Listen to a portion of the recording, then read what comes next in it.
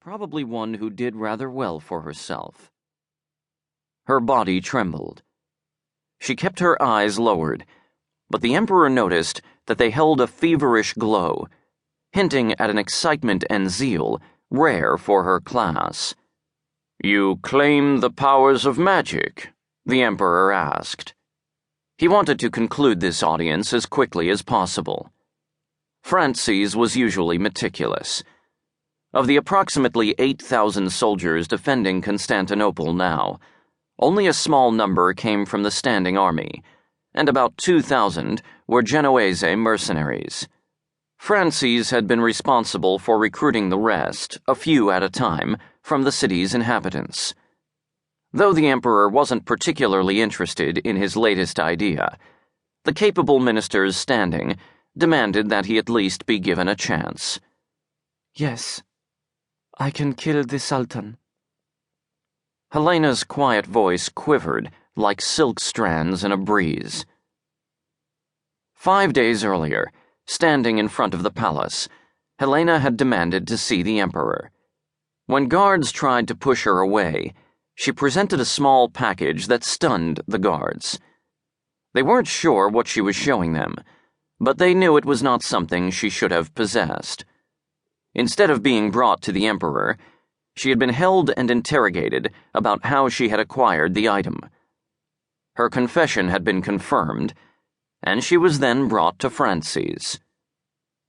Francis now took out the small bundle, unwrapped the flax cloth, and placed the contents on the Emperor's desk.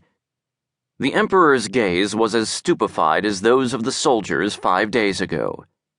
But unlike them, he knew immediately what he was looking at.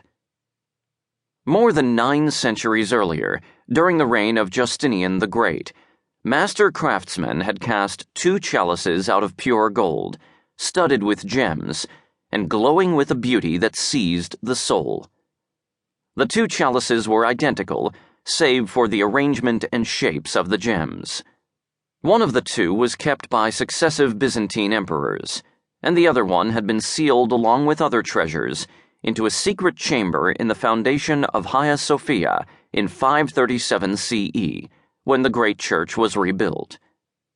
The glow of the chalice in the great palace that the Emperor was familiar with had dulled with the passage of time, but the one in front of him now looked so bright it could have been cast only yesterday. No one had believed Helena's confession at first, thinking that she had probably stolen the chalice from one of her rich patrons. Although many knew of the secret chamber under the Great Church, few knew its exact location. Moreover, the secret chamber was nestled among the giant stones deep in the foundation, and there were no doors or tunnels leading to it. It should have been impossible to enter the chamber without a massive engineering effort.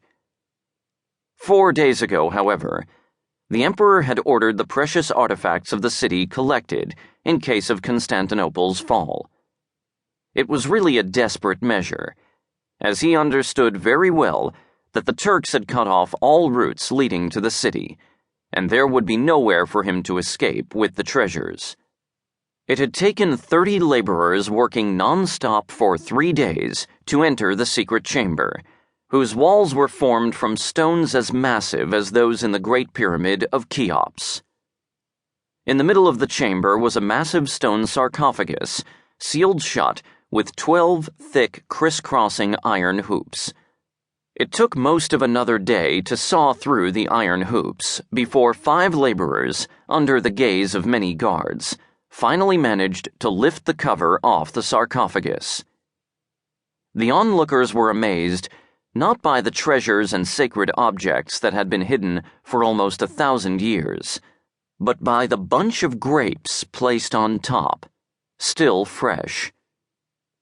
Helena had claimed to have left a bunch of grapes in the sarcophagus 5 days ago, and as she had declared, half of the grapes had been eaten, with only 7 left on the stem. The workers compared the treasures they recovered against the listing found on the inside of the cover of the stone sarcophagus. Everything was accounted for, except